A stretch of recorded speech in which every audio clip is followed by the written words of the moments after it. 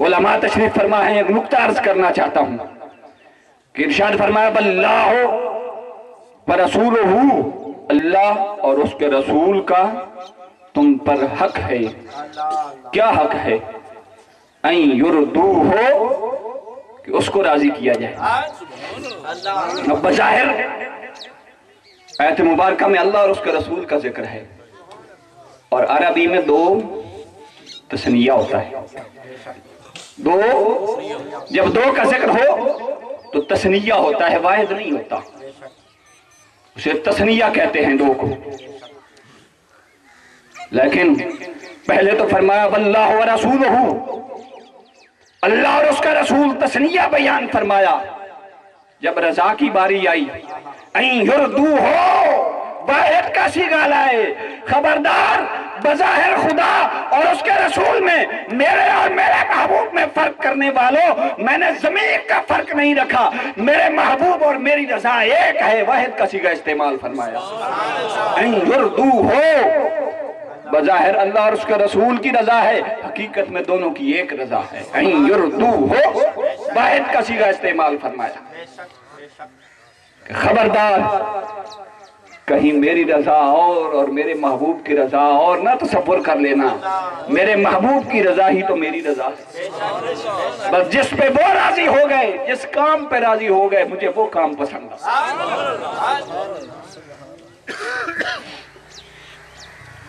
کسی نے میرے محبوب کو خوش کر دیا، مجھے وہ ادا پسند آ گئی۔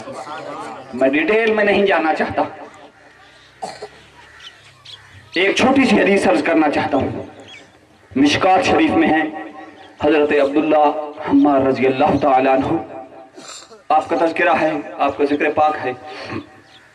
اور بات میں پہلے عرض کر دوں کہ صحابہ پر جتنی تعزیریں اور حدود لگی، وہ کوئی مسلمان یہ تصور نہ کرے کہ انہوں نے غلطی کی اور تعزیر اور حدود لگی صرف امت کو سکھانے کے لیے، چونکہ احکام نازل ہو رہے تھے، اس لیے انہوں نے اس جرم کو اپنے اوپر لے کر امت کے لیے احکام اور مسائل چونکہ بیان ہونے تھے، اپنے اوپر حدود لگوائیں۔ ورنہ کوئی مسلمان تصور کر سکتا ہے کہ اپنی آنکھوں سے مصطفیٰ کا چہرہ تکنے والا، اپنے ہاتھوں سے مصطفیٰ کی بیعت کرنے والا اور ہر وقت مصطفیٰ کی خدمت میں بیٹھنے والا، وہ خاک نشیں کبھی غلطی کر سکتا ہے؟ اب حدیث عرض کرتا ہوں کہ حضرت عبداللہ حمار رضی اللہ تعالیٰ عنہ، آپ نے شراب پی لی، حد جاری ہونے لگی، کوڑے لگنے لگے، ایک دفعہ کوڑے لگائے گئے، پھر پی لی، پھر کوڑے لگائے گئے۔ جب تیسری دفعہ پی، کوڑے لگنے لگے تو لوگوں نے تانو تشنیع شروع کر دی، اوے یہ تو شراب چھوڑتا ہی نہیں ہے۔ عمر فاروق رضی اللہ تعالیٰ عنہ ناراض ہو گئے اور لوگوں نے طرح طرح کے تانے دینا شروع کر دیے۔ صحابہ کرام نے خود کہا کہ تانو تشنیع اس پر کرنے لگے، حضرت عبداللہ حمار رضی اللہ تعالیٰ عنہ پر۔ جب تانو تشنیع کی بوچھاڑ حضور علیہ السلام نے دیکھی، جب میرے آقا نے دیکھا کہ تانو تشنیع کی بارش ہو رہی ہے، میرے صحابی نے شراب پی، حدود لگی، اب تانو تشنیع کی بارش شروع ہے، آقا نے صحابہ کو روک لیا۔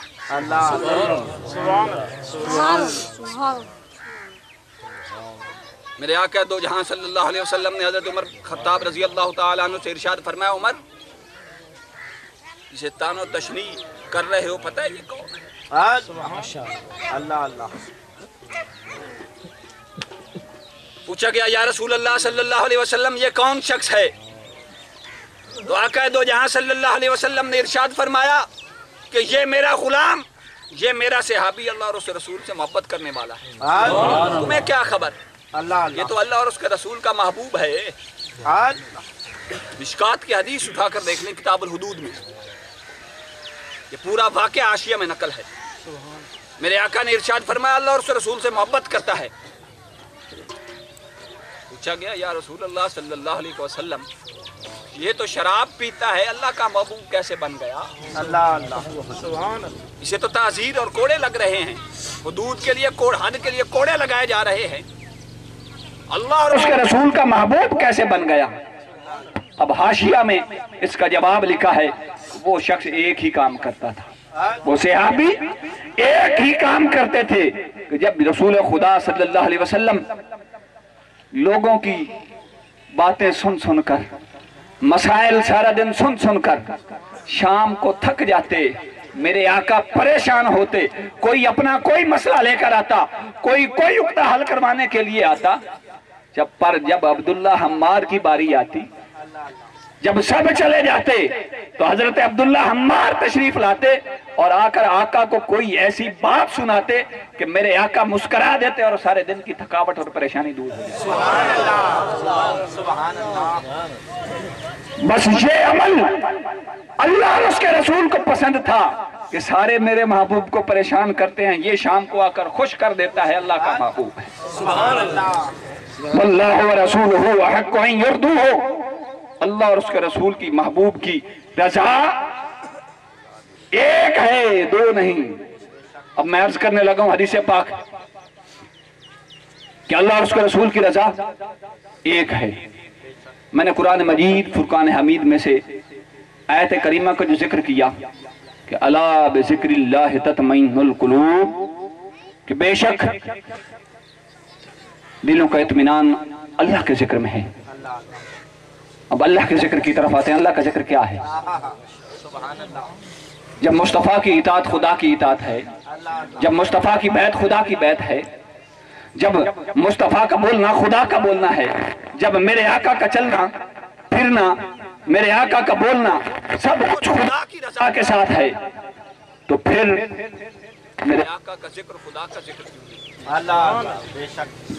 امام جلال الدین سیوطی رحمت اللہ علیہ، ابن ابی یعلا نے بھی، امام جلال الدین سیوطی نے بھی، اور قاضی ایاز مالکی رحمت اللہ علیہ نے بھی، تینوں نے اس واقعہ کو نقل کیا ہے، اس حدیث کو، کہ یہ جو حدیث ہے، یہ جو آیت کریمہ ہے الا بذکر اللہ تطمئن القلوب، اس میں اللہ کے ذکر سے مراد مصطفیٰ کا ذکر ہے۔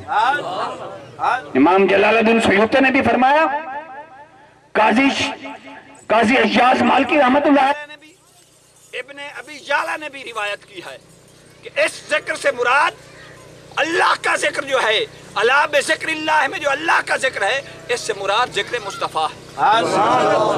خبردار، میرے محبوب کا ذکر میرا ذکر ہے، جب تم مصطفیٰ کا ذکر کرو گے تو حقیقت میں یہ خدا کا ذکر ہوگا۔ قرآن میں ہے وَاعْتَصِمُوا بِحَبْلِ اللَّهِ جَمِيعًا وَلَا تَفَرَّقُوا وَاذْكُرُوا نِعْمَةَ اللَّهِ عَلَيْكُمْ إِذْ كُنْتُمْ أَعْدَاءً فَأَلَّفَ بَيْنَ قُلُوبِكُمْ فَأَصْبَحْتُمْ بِنِعْمَتِهِ إِخْوَانًا، کہ اللہ کی رسی کو مضبوطی سے تھام لو۔ سوال پیدا ہوتا ہے اللہ کی رسی کیا ہے؟ کسی نے دیکھی ہے اللہ کی رسی جس کو مضبوطی سے تھام لیا جائے؟ علماء نے اللہ کی رسی سے مراد قرآن کسی نے لیا، کسی نے اللہ کی رسی سے مراد اسلام لیا، سب سے اتفاق ہے۔ قرآن والے بھی بجا کہتے ہیں، اسلام والے بھی بجا کہتے ہیں۔ ایک چھوٹا سا میرا بھی سوال ہے کہ قرآن کس نے بتایا؟ اسلام کس نے دیا؟ عرفاء اور کاملین نے اس کا معنی بیان فرمایا ہے کہ حبل اللہ سے مراد مصطفیٰ کی ذات ہے۔ قرآن بجا، اسلام بجا، لیکن حبل اللہ اللہ کی رسی سے مراد ذات مصطفیٰ ہے۔ گویا خدا قرآن میں فرما رہا ہے، اے مومنو وَاعْتَصِمُوا بِحَبْلِ اللَّهِ، ذات مصطفیٰ کو مضبوطی سے تھام لو، جَمِيعًا وَلَا تَفَرَّقُوا، اس ذات مصطفیٰ کے ساتھ سارے اکٹھے ہو جاؤ، ایک ذات مصطفیٰ سے اپنا عشقی کی اور حبی تعلق قائم کر لو۔ وَلَا تَفَرَّقُوا، اگر اس رسی کو مضبوطی سے تھام لیا تو فرقے سے بچ جاؤ گے۔ میں اسی آیت کے حوالہ سے عرض کرتا ہوں کہ میرے آقا اللہ کی رسی ہے، ذات مصطفیٰ اللہ کی رسی ہے کہ جس کو مضبوطی کے ساتھ تھامے رہو۔ قرآن جنہوں نے مانا کیا بجا، اسلام جنہوں نے مانا کیا بجا، اب आगे आयत करीमा पर तो गौर करे, वला तफर्रकू, कौन सी रस्सी है जिसको मजबूती से थामे तो तफरके में नहीं पड़ेंगे, फिरके नहीं बनेंगे, वो रस्सी इस्लाम है। बताओ, इस्लाम के मानने वाले फिरके में नहीं बैठे हुए। सारे मुसलमानों के मुख्तलिफ फिरके नहीं है, सारे कुरान को नहीं मानते, सारे इस्लाम को नहीं मानते, तो फिर मफहूम तो वाज़ेह ना हुआ। जब कुरान को सारों ने थामा फिर तफरके क्यों? जब इस्लाम पर सब ने अमल किया फिर तफरके क्यों? नहीं नहीं, अगर ज़ात मुस्तफा को थाम लोगे तो तफरके से बच जाओगे। वो इस तरह के जिसके साथ मोहब्बत होती है उसकी हर निस्बत के साथ लिहाज होता है, जिसके साथ अकीदत होती है उसकी हर निस्बत का एहतराम होता है। अगर हबलुल्लाह से मुराद मेरे आका की ज़ात करीमा है तो सहाबा को भी मेरे आका के साथ निस्बत है, अहले बैत को भी मेरे आका के साथ निस्बत है। जिसे आका के साथ सच्चा प्यार होगा वो सहाबा का भी एहतराम करेगा, वो अहले बैत का भी गुलाम बनेगा। जिसने सहाबा को छोड़ दिया, जो सहाबा का गुस्ताख हुआ, वो भी तफरके में बट गया। जो अहले बैत का गुस्ताख हुआ वो भी तफरके में बट गया। जिसने मुस्तफा की हर निस्बत का एहतराम और लिहाज रखा वही असल मुसलमान और तफरके से बच गया।